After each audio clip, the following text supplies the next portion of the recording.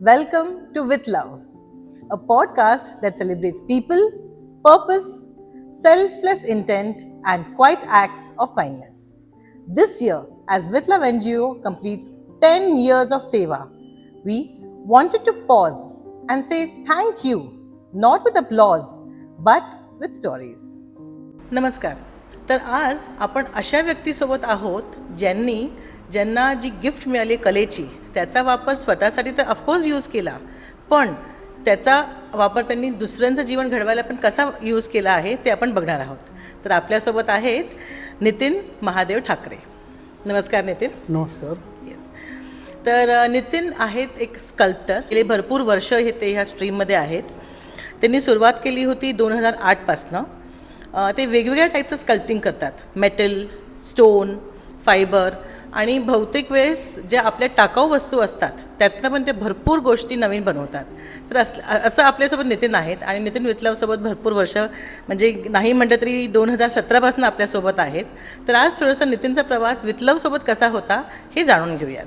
तर नितीन, मला तुम्हाला पहिला प्रश्न असा असेल, विथ लवला तुमचं हे जे कौशल्य आहे हे अर्पण करण्यासाठी तुम्हाला प्रेरणा कशी मिळाली किंवा तुम्ही कसे जोडले गेले? मी जेव्हा कॉलेजला होतो तेव्हा कॉलेजला असताना इन्व्हायरमेंट कॉलेज थ्रू तिथे इको फ्रेंडली इव्हेंट व्हायचे. तर त्या इव्हेंटमध्ये मला कळलं की आपण बऱ्याचशा मुलांना आपण आपलं जी कला आहे ती आपण लहान मुलांपर्यंत किंवा लोकांपर्यंत पोचवू शकतो. त्या इव्हेंट थ्रू मला असं कळलं की आपण या विथ लवला कनेक्ट व्हायला पाहिजे. अच्छा. सो आपल्याकडे वर्कशॉप होता ज्याच्यामध्ये आपण गणपती वर्कशॉप करतो आणि ह्या गणपती वर्कशॉपमध्ये आपण असं करतो की नितीन जसं शिकवतात आपल्याला तसं आपण गणपती बनवायचा वर्कशॉप ठेवतो आणि त्याच्यामध्ये जे आपल्याला सगळ्या पेरेंट्सकडनं किंवा मुलांकडनं जे आपल्याला कॉन्ट्रिब्युशन येतं त्याचा वापर आपण भरपूर ठिकाणी सेवेसाठी जॉय बॅग्स म्हणजे जो किराणा आहे तो द्यायला आपण वापर करत असतो. तर या प्रकारे नितीनने आपल्यासोबत खूप वर्कशॉप्स घेतलेले आहेत आणि त्याचा विथ लवला आपल्याला खूप खूप सहयोग झाला आहे. नितीन, दुसरं मी असं विचारू इच्छिते की असा एखादा क्षण आला होता की जेव्हा तुम्हाला खरोखरच तुमचे योगदान म्हणजे माझ्याकडनं काहीतरी होतं आहे किंवा माझ्या हातनं हे छान होतं आहे असं तुम्हाला खरंच वाटलं? म्हणजे असा कोणता क्षण किंवा अशी कोणती मुवमेंट तुम्हाला आठवते वर्कशॉप्स घेताना किंवा असं तुम्ही शेअर करू शकता का? जेव्हा आपण एक फॉरेनर स्टुडंट्स होते तेव्हा आपण असंच एक इव्हेंट करत होतो. त्यावेळी मला खरंच असं वाटलं की आपले इंडियन स्टुडंट्स तर इको फ्रेंडली गणपती करतच होते, परंतु बाहेरचे विद्यार्थीसुद्धा पूर्णपणे इन्व्हॉल्व होऊन ते काम करत होते.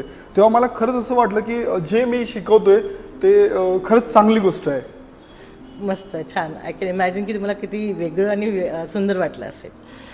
दुसरं मी असं विचारू इच्छिते की हे जे आपलं कौशल्य आहे, ठीक आहे, तर कौशल्य आधारित जे दान आहे म्हणजे जी सेवा आहे, तर ह्याच्याकरता तुमचं काय मत आहे, तुमचे काय विचार आहेत आणि आपले जे ऑडियन्स आहेत त्यांना तुम्ही काय सांगू इच्छिता की असं काय आहे जे आपण करू शकतो? आपण जर बघितलं तर दान हे फक्त पैशा थ्रू किंवा आपण कलेतूनच करू शकतो असं नाही की ज्या व्यक्तीकडे जी कला आहे त्या पद्धतीने त्यांनी जर का सेवा दिली तर ती एक प्रकारचं दानच आहे. तर मला वाटतं की मी माझी जी कला आहे ती लोकांपर्यंत पोचवायची आणि त्यातनं लोक किंवा मुलं पुढची पिढी घडावी आणि त्यातनंच सर्व समाजाला त्याचा फायदा व्हावा हेच मला वाटते. मस्त, छान. म्हणजे प्रत्येकाला देवाने कोणती ना कोणतरी कला दिलेली आहे आणि त्या कलेचा वापर आपण ऑफकोर्स स्वतःकरता केलाच पाहिजे. पण ज्या प्रकारे तुम्ही तो वापर करून आजपर्यंत भरपूर मुलांना शिकवलं आहे, भरपूर त्या वर्कशॉपमुळे भरपूर फॅमिलीजला किराणा मिळू शकला आहे, सेवा घडू शकली.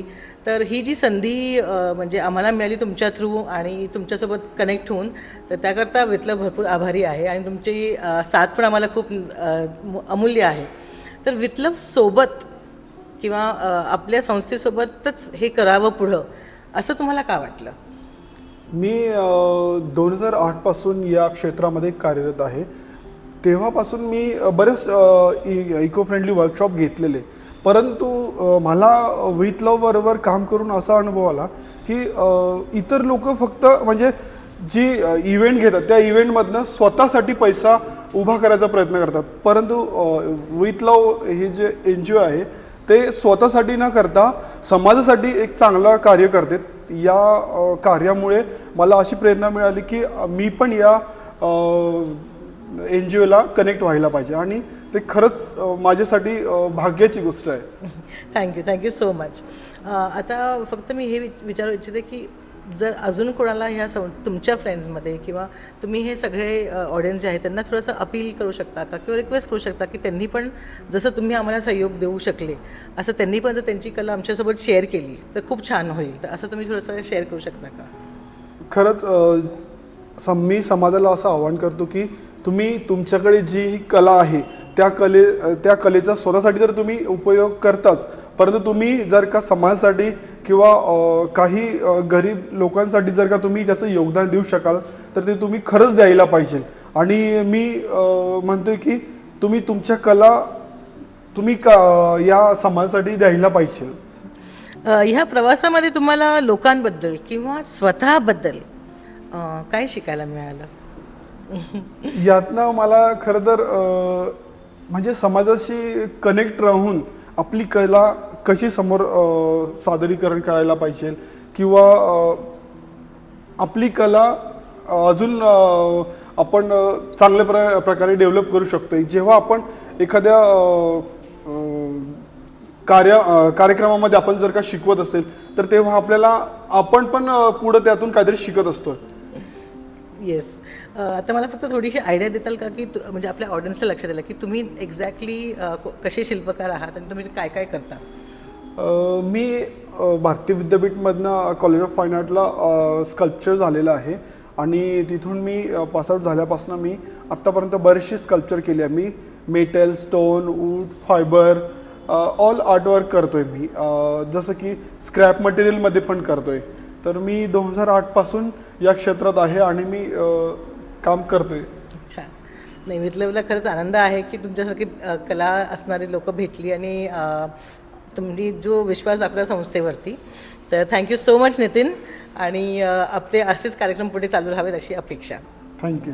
As we come to the end of this conversation, we are reminded that change doesn't happen alone. It happens when people choose compassion over convenience and love over indifference.